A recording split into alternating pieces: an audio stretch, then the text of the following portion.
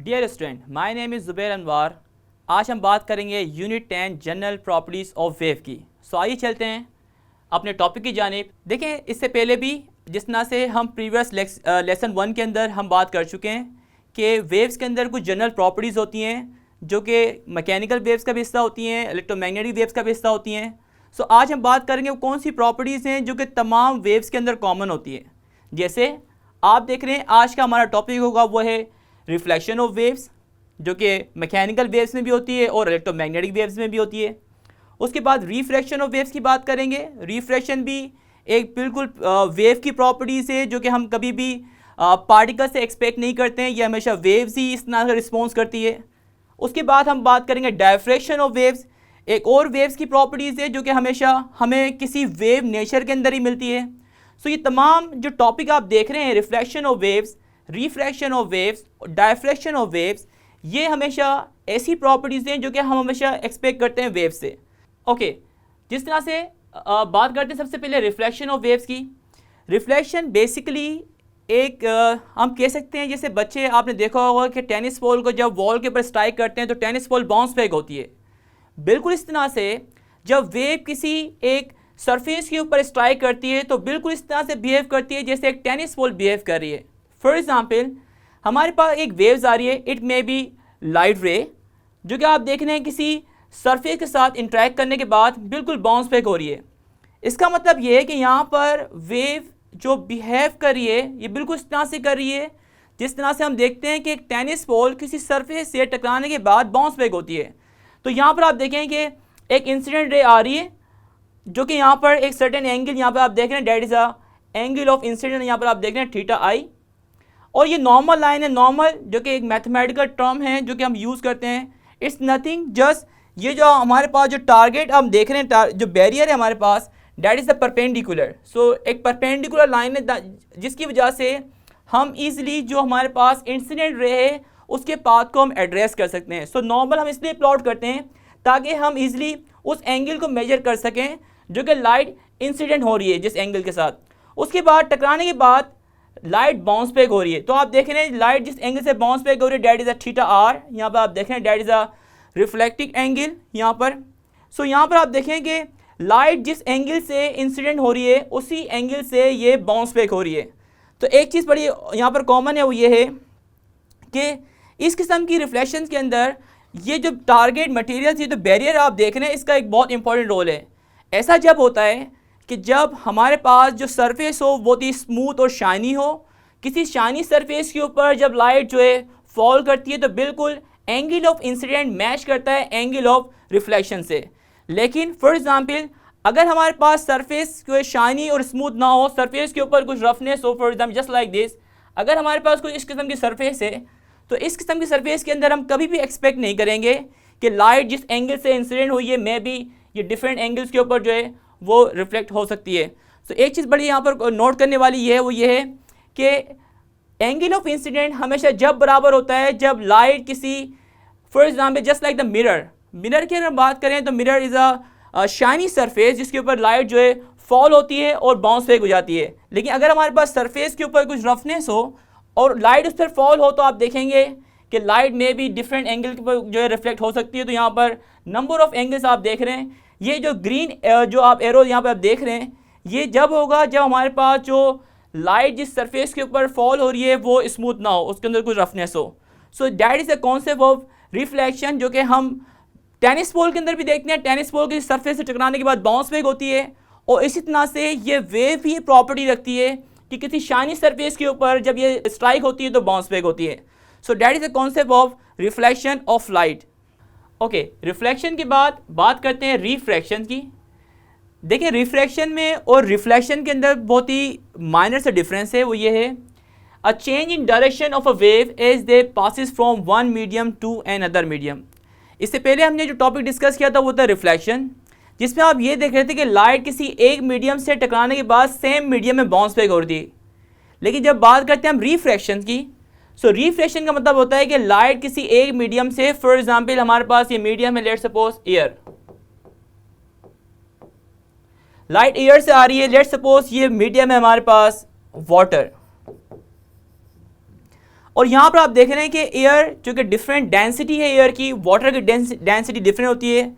Light जब किसी एक डिफरेंट मीडियम से किसी डिफरेंट मीडियम में एंटर होती है तो हमेशा बैंड होती है टूवर्ड्स द, अगर मैं यहाँ पर नॉर्मल लाइन प्लॉट कर दूँ तो आप इजीली यहाँ से अंडरस्टैंड कर सकते हैं कि when ever the light inter from one medium means air, और एयर की डेंसिटी लो होती है, जब किसी डेंस मीडियम के अंदर आ रही है तो लाइट बैंड हो रही है टूवर्ड्स द नॉर्मल।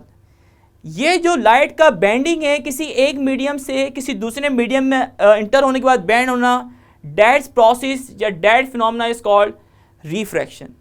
रिफ्रैक्शन उसे कहते हैं जब लाइट किसी एक मीडियम से, या आप ये भी कह सकते हैं जब लाइट किसी लो डेंसिटी मीडियम से किसी हाई डेंसिटी मीडियम के अंदर इंटर होती है तो हमेशा बैंड होती है टुवर्ड्स द नॉर्मल। तो आपको पता है कि वाटर की जो डेंसिटी होती है वो एयर की डेंसिटी से ज़्यादा है, और इसकी परफेक्ट एग्जांपल हम ये कह सकते हैं कि जिस तरह से हम देखते हैं कि किसी वाटर पाउंड के अंदर अगर आप देखें, यहाँ पर आप फॉर एग्जांपल ये हमारे पास वाटर है, लेट्स सपोज यहाँ पर अगर आप कोई स्टोन ड्रॉप कर दें तो अगर आप इस स्टोन को देखें यहाँ पर आप, तो ये स्टोन कभी भी आपको यहाँ अपेयर नहीं होगा बल्कि इसकी पोजीशन थोड़ी सी इससे अपर पोजीशन पर नजर आएगा। क्यों?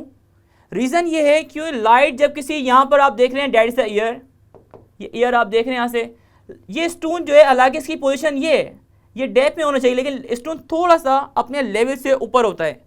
इसकी वजह यह है कि लाइट जो है एयर के अंदर उसकी स्पीड डिफरेंट होती है, लाइट जब किसी वाटर के अंदर आ रही है उसकी स्पीड डिफरेंट होगी।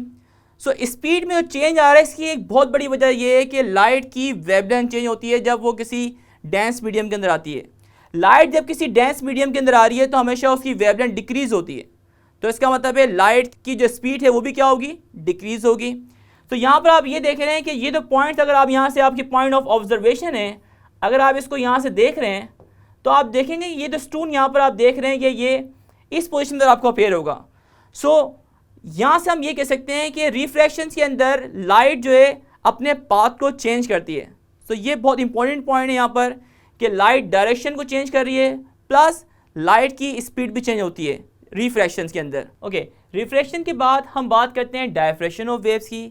डायफ्रैक्शन बेसिकली ये एक और वेव की प्रॉपर्टीज़ है जो कि मैंने आपको बताया था कि ये हमेशा वेव नेचर ही से हम एक्सपेक्ट करते हैं। तो डायफ्रैक्शन क्या होता है? डायफ्रैक्शन का मतलब होता है कि लाइट का किसी स्मॉल ऑब्स्टिकल से गुजरने के बाद बेंड हो जाना। फॉर एग्जांपल ये हमारे पास एक स्लिट है लेट सपोज, ठीक है, और यहाँ से आप देखें ये वाटर जो है यहाँ से इस स्लिट से जो है यहाँ पर गुजर रहा है। सो आप देख रहे हैं कि वाटर जिस स्लिट से पास होने के बाद बिल्कुल ऑलमोस्ट जो है ये एक प्लेन वेव की तरह जो है मूव कर रहा है, just like the plane waves. इसकी रीज़न ये है कि प्लेन वेव की कि डायफ्रैक्शंस के बेसिकली अगर हमें परफेक्ट अगर हमें डायफ्रैक्शन देखना हो तो इसके लिए एक बहुत इंपॉर्टेंट कंडीशन वो ये होती है कि लाइट की जो वेवलेंथ है, लाइट की वेवलेंथ अगर इस विंडो साइज से मैच हो जाए तो आप परफेक्ट डायफ्रैक्शन देखते हैं। ये इसकी बेस्ट कंडीशन है कि लाइट की जो वेवलेंथ है वो बिल्कुल मैच करना चाहिए इसकी विंडो साइज से। अगर विंडो साइज ज़्यादा होगा तो होगा ये कि वेव हमें बिल्कुल प्लेन नज़र आएगी, जैसे वाटर है बिल्कुल इस तरह से गुजर जाएगा। फॉर एग्जाम्पल अगर मैं इसको थोड़ा स्लिट को और बड़ा कर दूं तो आप देखेंगे कि ऑलमोस्ट जो फ्लैट जो यहाँ पर कर्वेचर आप देख रहे हैं ये भी ख़त्म हो जाएगा, बिल्कुल आपको एक प्लेन वेव फ्रंट यहाँ पर मिलेगा। सो ये इसकी रीज़न है कि जितना ज़्यादा आप इसको स्लिट को आप कम करेंगे और अगर आप वेवलेंथ के कंपेरेबल लेकर आएंगे तो होगा ये कि प्लेन वेव के बजाय हमें जो वेव फ्रंट मिलेंगे वो मिलेंगे हमारे पास सर्कुलर वेव फ्रंट। तो यहाँ पर आप देख रहे हैं कि लाइट अगर मैं विंडो साइज़ कम कर दूँ और विंडो साइज इतना मैं कम कर दूं कि ये बिल्कुल मैच कर जाए हमारे पास इसकी वेवलेंथ के साथ, ये बहुत ही परफेक्ट कंडीशन है। डायफ्रैक्शंस के अंदर हमेशा एक चीज़ नोट करनी होती है कि जो वेवलेंथ है हमारे पास, ये जो वेवलेंथ है ये अगर मैच कर जाए हमारे अपर्चर के साइज़ के साथ, जैसे कैमरे के अंदर एक अपर्चर लगा हुआ होता है, तो होगा ये कि हमारे पास जो वेव फ्रंट है वो प्लेन नहीं बल्कि हमारे पास आप देखें ये स्फेरिकल वेव फ्रंट मिलेंगे। स्फेरिकल वेव फ्रंट मिलने की वजह यह है कि ये एक ख़ास किस्म का इंटरफेरेंस पैटर्न है। किस तरह से? लाइट जब किसी स्मॉल ऑब्स्टिकल से गुजरती है तो हमेशा बैंड होती है, तो डिफरेंट डायरेक्शन के अंदर बैंड होती है लाइट। सो ये जो प्रॉपर्टीज़ है लाइट की कि लाइट की जब वेवलेंथ किसी विंडो साइड से या स्लिट के साइड से मैच हो जाए तो हमारे पास जो वेव फ्रंट मिलेगा वो मिलेगा सर्कुलर वेव फ्रंट्स। तो इसका मतलब है कि और अगर आप इसको मज़ीद बढ़ाएंगे यहाँ पर तो आप देखें ये जो कर्वेचर है ये कम होते होते एक टाइम आएगा ये दोबारा क्या हो जाएगा, ये दोबारा फ्लैट हो जाएगा। सो हमारे पास जो डायफ्रेक्शन पैटर्न हासिल करने का तरीका होता है वो ये होता है कि हमारी फर्स्ट प्रायोरिटी ये होती है कि जो वेवलेंथ है ये बिल्कुल बराबर होना चाहिए इस विंडो साइज से। तो इस तरह से आज हमने 3 टॉपिक कवर किए हैं कि रिफ्लेक्शंस क्या होती है, रिफ्रैक्शंस क्या होती है, डायफ्रेक्शंस क्या होती है, जो कि हम तीनों प्रॉपर्टीज़ हम वेव से एक्सपेक्ट करते हैं। ओके स्टूडेंट, आई होप कि आपको ये टॉपिक समझ में आया होगा। बाकी नेक्स्ट वीडियो के अंदर लेसन 3 के अंदर हम कुछ नए टॉपिक डिस्कस करेंगे, नए टॉपिक के साथ मिलते हैं। बहुत शुक्रिया आपका।